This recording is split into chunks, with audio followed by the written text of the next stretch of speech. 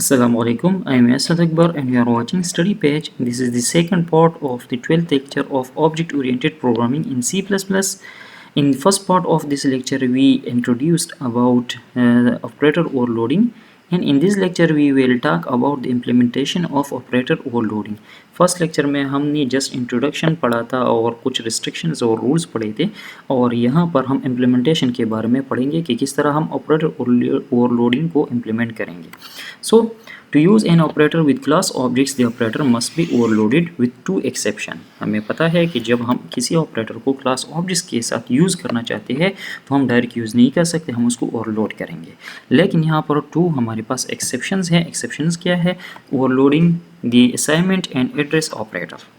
Assignment और address operator automatically हमारे पास class object के साथ यूज़ हम कर सकते हैं, उसको एक्सप्लिसिटली ओवरलोड करने की ज़रूरत नहीं है. हाँ, अगर आप इसको फिर भी ओवरलोड करना चाहते हैं तो आप कर सकते हैं.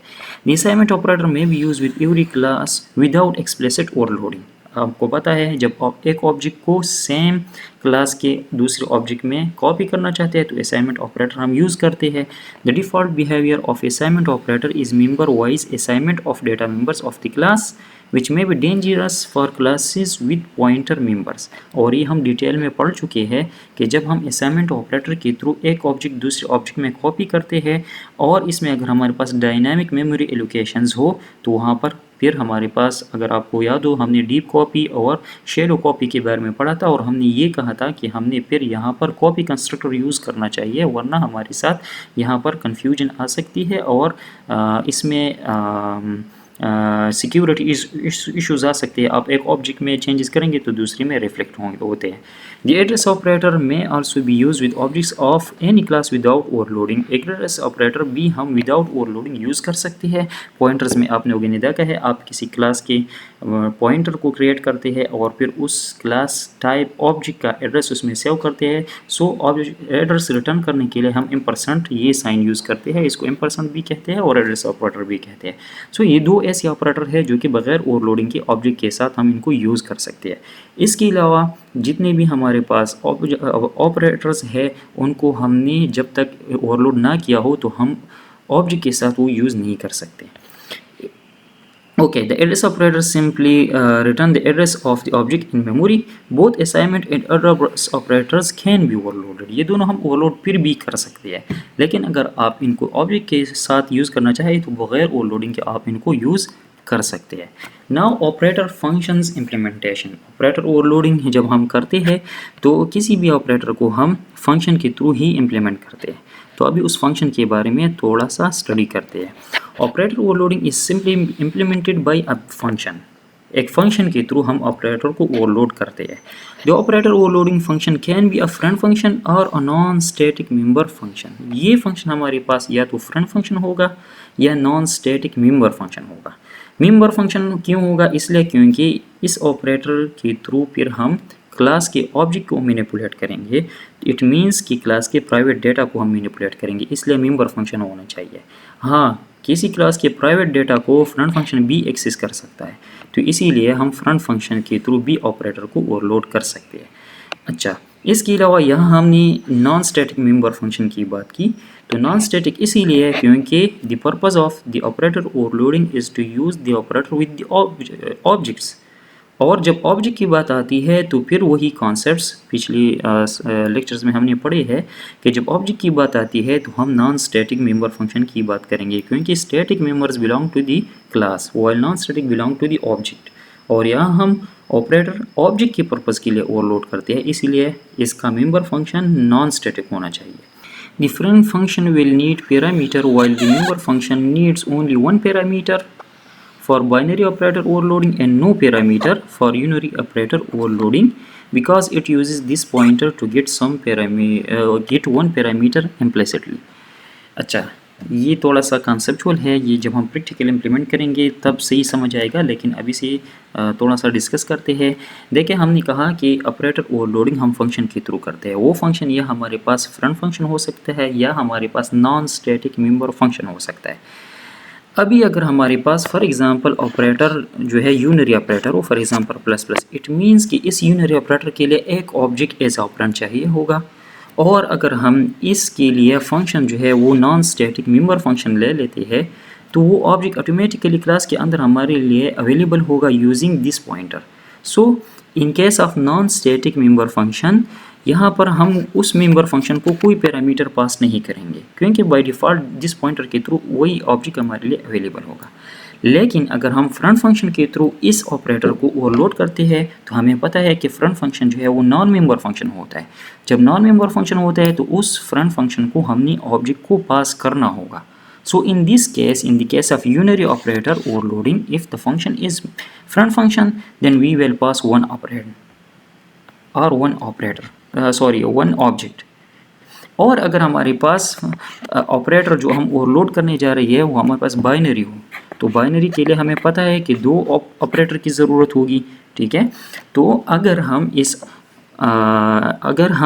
ऑपरेटर को ओवरलोड कर रहे हैं using non static member function तो फिर हमें पता है कि नॉन स्टैटिक मेंबर फंक्शन के अंदर एक ऑब्जेक्ट बाय डिफ़ॉल्ट हमारे साथ अवेलेबल होता है और जिनके मेंबर को हम एक्सेस कर सकते हैं using this pointer.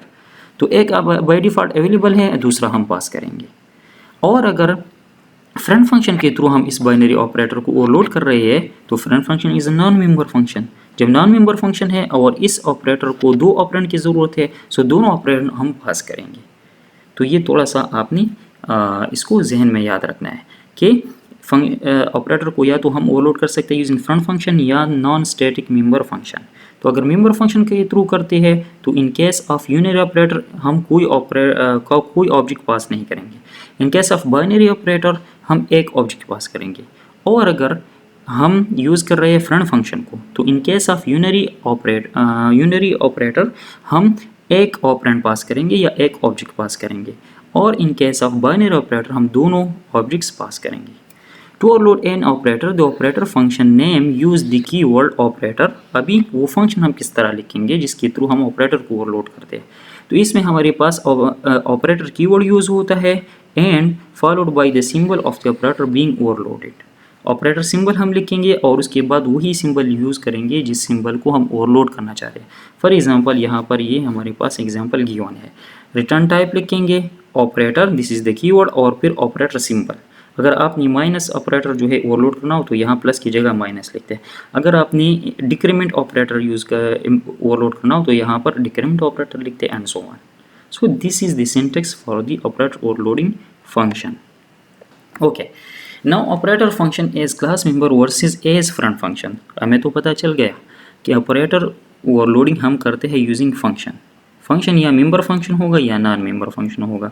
Member function होगा तो नॉन स्टैटिक होगा और अगर नॉन मेंबर फंक्शन हो तो फ्रंट फंक्शन होगा। अभी किस केस में हम कौन सा यूज़ करेंगे? ठीक है, so operator function can be member function और नॉन मेंबर फंक्शन। ठीक है, वो फंक्शन जिसके थ्रू हम ऑपरेटर को लोड करते हैं वो या मेंबर फंक्शन होगा या नॉन मेंबर फंक्शन होगा। Member function use this pointer explicitly to obtain one of their class object as argument. ये हमने डिस्कस कर दिया कि अगर मेंबर फंक्शन के थ्रू करते हैं तो हमारे पास एक ऑब्जेक्ट बाय डिफ़ॉल्ट क्लास के उस मेंबर फंक्शन के अंदर अवेलेबल होता है और जिनको हम एक्सेस कर सकते हैं using this pointer. In case of binary operator, the lift argument is passed implicitly and can be accessed using this operator. अगर हम binary operator ओवरलोड कर रहे हैं using member function तो लिफ्ट आर्गूमेंट या लिफ्ट ऑपरेंड जो है automatically हमारे पास अंदर अवेलेबल होता है और राइट वाला हम पास करेंगे। Both class arguments must be explicitly listed in non member function. अगर नॉन मेंबर फंक्शन के थ्रू हम ओवरलोड कर रहे हैं ऑपरेटर को तो दोनों आर्गूमेंट्स हमने पास करने होंगे। When overloading these operators, brackets है या arrow operator है और any of the assignment operator, the operator overloading function must be declared as a class member। अभी ये ज़रूरी है कि इन ऑपरेटर्स के लिए या असाइनमेंट ऑपरेटर के लिए आपने ज़रूर मेंबर फंक्शन यूज़ करना होगा। ठीक है, मतलब फ्रंट फंक्शन के थ्रू आप नहीं कर सकेंगे। For other operators the operator overloading function can B non member function. इनके अलावा जितनी ऑपरेटर्स है उनको ओवरलोड करने के लिए आप मेंबर फंक्शन भी यूज़ कर सकते हैं और नॉन मेंबर फंक्शन भी यूज़ कर सकते हैं। When an operator function is implemented as member function the leftmost operand must be an object of the operator class. एक और बात, जब आप किसी ऑपरेटर को ओवरलोड करते हैं यूजिंग मेंबर फंक्शन तो ये बात आपने इंश्योर करना है कि उस ऑपरेटर का जो लिफ्ट ऑपरेंड है वो इसी क्लास का मेंबर हो, सॉरी ऑब्जेक्ट हो इसी क्लास का, ठीक है, because you are overloading the operator using member function, so the left operand must be the member of the object of this class. अगर वो लिफ्ट ऑपरेंड इसी क्लास का मेंबर ना हो तो आप यूजिंग मेंबर फंक्शन इसको ओवरलोड नहीं कर सकते, ठीक है। If the left operand must be an object of a different class और बिल्ट इन टाइप, अगर लिफ्ट ऑपरेंड किसी और क्लास का ऑब्जेक्ट हो, this operator function must be implemented as non member function. कहने का मकसद ये है कि जब आप किसी ऑपरेटर को ओवरलोड करते हैं और फॉर एग्जांपल वो बाइनरी ऑपरेटर है, तो यहाँ जो लिफ्ट साइड पर आपके पास ऑब्जेक्ट आएगा, ये ऑब्जेक्ट अगर इसी क्लास का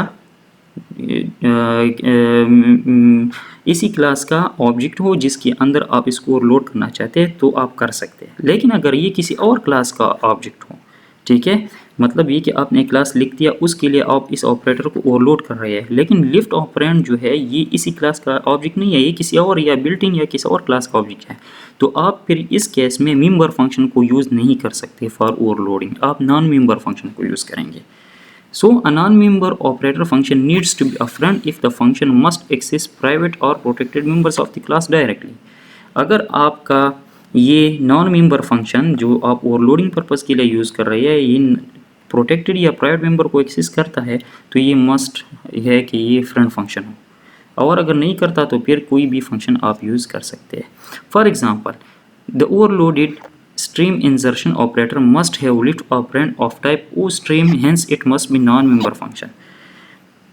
हाँ, अभी फॉर एग्जांपल आपके पास स्टूडेंट क्लास है, स्टूडेंट आपने क्लास लिया है स्टूडेंट, और उसके अंदर फॉर एग्जांपल स्टूडेंट नेम है और स्टूडेंट एज है। तो अभी तक जब हम नेम और एज को फॉर एग्जांपल शो करना चाहते थे तो हम इसके लिए डिस्प्ले या प्रिंट या गेट फंक्शन यूज़ करते थे। अगर आप चाहते हैं कि नहीं मैं जस्ट लिख दूँ फॉर एग्जांपल ऑब्जेक्ट नेम लिख दूँ std और स्ट्रीम इंसर्शन ऑपरेटर, और फॉर एग्जांपल मैं मैं जस्ट लिख दूँ सी आउट और std, और मेरे साथ ये स्टूडेंट एज और स्टूडेंट नेम जो है ये सारे प्रिंट हो जाए। So for this purpose we will overload this operator stream insertion. अभी स्ट्रीम इंसर्शन का जो लिफ्ट ऑपरेंड है ये सी आउट है and this belongs to the built in type. तो ये देखें हमारे पास हमारी स्टूडेंट क्लास से बिलोंग नहीं करता, इसलिए for overloading this operator we can not use member function, we will use non member function, and in this case we will use friend function because name and age will be private members of the student class. ठीक है, तो ये बात जहन में याद रखें कि आप अगर किसी बाइनरी ऑपरेटर को ओवरलोड करते हैं और उसका लिफ्ट ऑपरेंड किसी और क्लास का ऑब्जेक्ट हो तो इस केस में आप इस ऑपरेटर को यूजिंग मेंबर फंक्शन ओवरलोड नहीं कर सकते, आप किसी नॉन मेंबर फंक्शन के थ्रू या फ्रेंड फंक्शन के थ्रू इसको ओवरलोड करेंगे। It may require to access private data, so it must be a friend function. Another reason to choose a non-member function is to overload an operator is to enable the operators to be commutative. हाँ, अगर आप चाहते हैं कि आपके पास operator commutative भी हो तो उस केस में भी आप इसको using non member function overload करेंगे।